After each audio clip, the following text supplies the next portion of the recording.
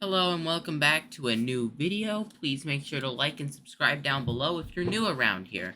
So with that being said, earlier this week at the start of the month, I released my House and presidential predictions. Republicans are looking strong in both of those fields, but what about the Senate?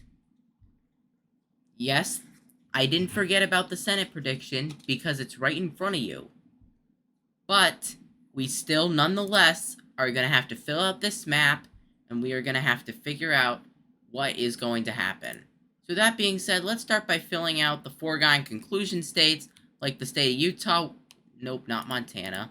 We're going to start by filling out the foregone conclusion states like Utah, Wyoming, North Dakota, both of Nebraska's seats. Missouri, no, Hawley's going to win, and he's going to win decisively. Tennessee, Mississippi. We're now going to put the state of Indiana in there, along with the state of West Virginia. And that is pretty much the safe red states at this point. Let's go ahead and let's do the safe blue states. California, Washington, a bunch of these states here on the eastern seaboard, along with the state of New York. We're going to get to the state of Maryland in a minute, but I really don't believe that it's going to flip, but we're going to talk about it because there's some things to talk about for that state. Minnesota, Klobuchar's liked up there for whatever strange, odd reason. Hawaii is also going safe Democrat. Same goes for New Mexico. And that's pretty much it. So that being said, let's go ahead. We're also going to fill in Maine for the Democrats. It's an independent. I know August King's an independent, but he caucuses with the Democrats, so we're going to put him up there with the Democrats and the New England squad. So that being said, Republicans, I think Florida and Texas are going in the likely column. Ted Cruz didn't run the best campaign in 2018, and it was a blue wave year. And Florida, Rick Scott, he wins by like 1 or 2 points every single election, and I have a perfect example of that. As you can see here, Rick Scott won by less than a point. I believe, and it was against an incumbent, I believe that stops this time, and he'll win by close to 10, or whatever Trump takes the state by. He should follow right along. He'll get carried, and he'll have a pretty nice win. Whoever the Democrats put up. I know there's a couple candidates running on that side, but he will win compared over whoever the Democrats put up. So that being said, let's go ahead. We're going to talk about the state of Maryland first. This is going in the likely Democrat column. Larry Hogan, he's running for the seat. Now, I don't think he's going to win, but polling shows otherwise, that he's doing very well. I'll see if I can get a poll up real quick. Maryland. This was released a little bit less than a month ago, so it's probably still accurate. But as you can see, no matter who if the Democrats run Trone, Larry Hogan will go up there and likely tie with him. But if they put up Alsabrooks, which I really hope they do, Larry Hogan will beat them by about 7 points. Now, I don't say it's likely, and I don't want to see down in the comments that you think that I think that Trump's going to win, because I really don't believe he will win the state of Maryland, and I really don't think that that Larry Hogan's going to win the Senate seat. But nonetheless, Republicans have an outside chance. He's liked in Maryland by quite a bit. He is a former governor, so he will have those coattails going for him. Now, that being said, let's talk about the state of New Jersey. Do I really have to say anything about this one? Because, in all honesty, Bob Menendez is not going to be the nominee.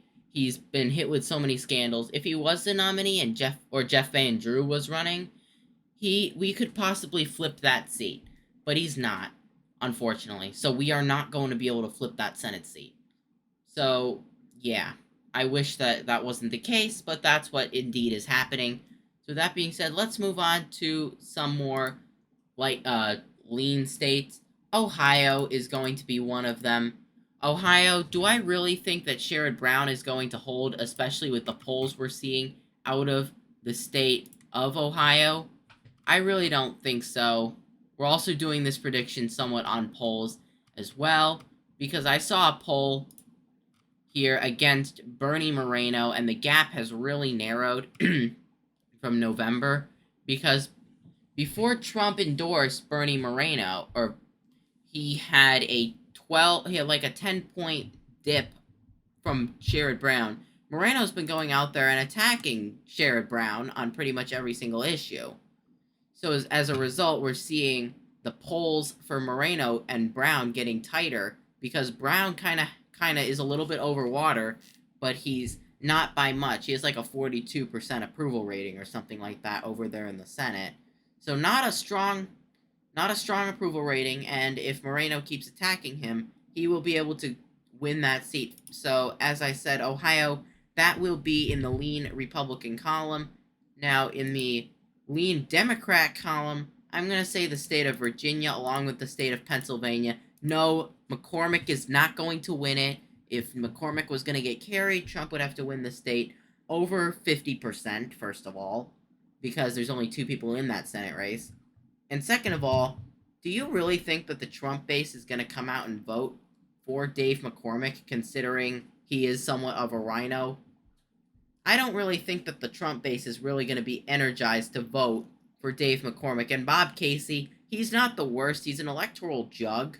So I really do believe Bob Casey's going to hold on, unfortunately, by about 4 to 5 points. However, at the same time, you never know. Some candidate could swoop in at the last minute and win the nomination, and then we could flip the seat. But we don't have a strong candidate, and we probably will not have a strong candidate. So that being said, let's move on to the toss-up states. We're going to start out with the state of Montana. This is a state that Republicans did not try anything in 2018, and Matt Rosendale almost took out Jon Tester by Jon Tester winning by about 50.3% of the vote. If there was no libertarian, which there is going to be no libertarian this time around, Matt Rosendale would have probably would have been like 50 to 49.7 or something like that. And plus, Jon Tester, he's got a high approval rating. Am I the biggest Sheehy fan? No, but he is likely going to be the nominee.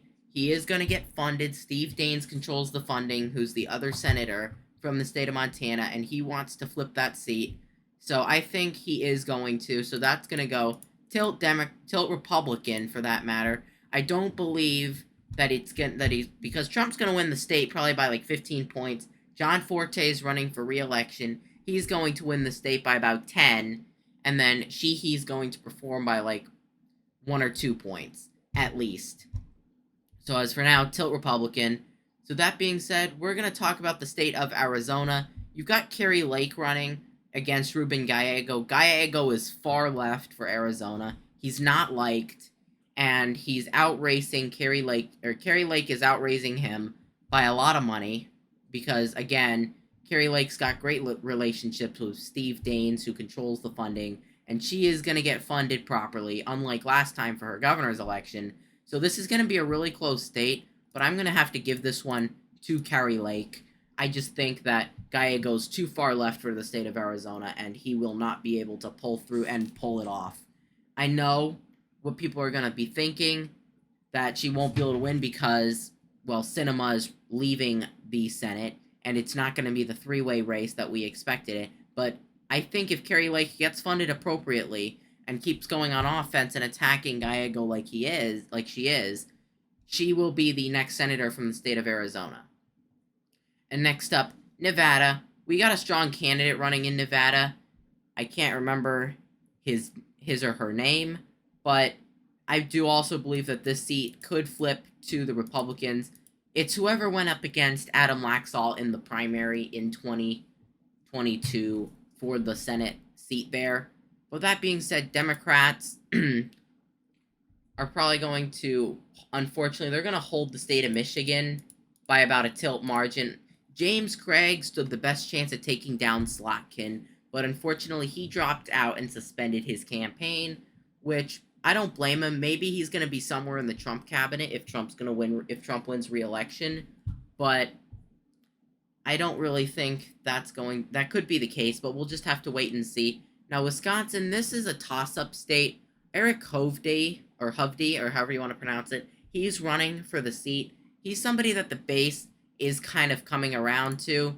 Yes, I know Tammy Baldwin won by a big margin in 2018, plus it was a blue wave year and a whole ton of resources going against us in the state of Wisconsin. We had a pretty crappy candidate that didn't get any funding, and she only won by about 10 points. She won by a similar margin to what Obama won the state by in 2012. And as I said, Hove Day is going on the offense, and he is doing well, and the base is kind of starting to unite around him, which is a very good thing. But unfortunately, right now, this seat is going to remain in Democrat hands.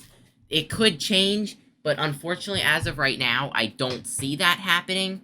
But for now, this would be the final map. Democrats 46, Republican 54. Republicans will flip West Virginia, Ohio, and Montana, Nevada, and Arizona, while Democrats hold Wisconsin and Michigan and Minnesota and Pennsylvania to equal out their set total in the United States Senate. So that being said, thank you all so much for watching, and enjoy the rest of your day.